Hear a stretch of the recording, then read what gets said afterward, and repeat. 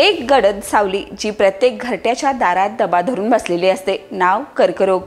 जीवन घेणी मनगुळ्यासारखी पसरत जाणारी, असह्य वेदना देणारी ही व्याधी आज कोट्यावधी जणांच्या आयुष्यावर काळी छाप बनून आलेली आहे। अनेकांनी या अंधाराशी झगडताना आपलं जीवन गमावले, तर काहींनी अखेरच्या क्षणापर्यंत झुंज दिले।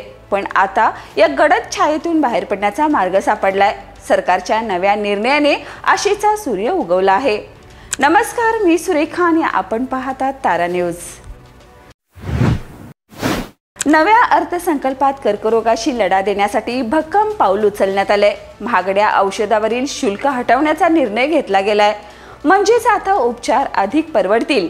जिल्हास्तरीय कर्करोग केंद्र स्थापन करून प्रत्येक रुग्णाला वेळेवर निदान आणि उपचार मिळतील। ही केवळ घोषणाच नाही, तर एका उज्ज्वल भविष्याची नांदी आहे।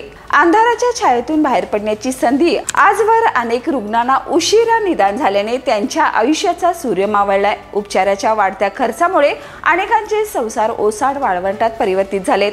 पण आता आधुनिक तंत्रज्ञान आणि नव्या धोरणामुळे ही परिस्थिती बदलणार आहे। एका क्षणात झपाट्याने झडणाऱ्या वेलीला जसं योग्य खत पाणी मिळालं तर ती पुन्हा फुलते, तसंच आधुनिक उपचार पद्धतीमुळे अनेक रुग्णांना नवजीवन मिळण्याची शक्यता आहे।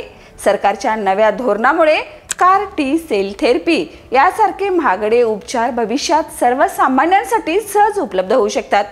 एकेकाळी भारताला कर्करोगाची राजधानी म्हणून ओळखलं जात होतं, पण आता हा प्रवास आरोग्य क्रांतीच्या दिशेने सुरू झालाय। वक्त नेहमीच अंधाराची पाठराखण करत नाही, कधी ना कधी तो प्रकाशाचं स्वागत करतोच। जागतिक कर्करोग दिनाच्या निमित्तानं सरकारने घेतलेल्या या निर्णयामुळे हजारो रुग्णांना नव्या आयुष्याची पहाट पाहायला मिळेल। हा लढा कठीण आहे, पण आता आशेचा सूर्य नव्या तेजानं उगवला आहे।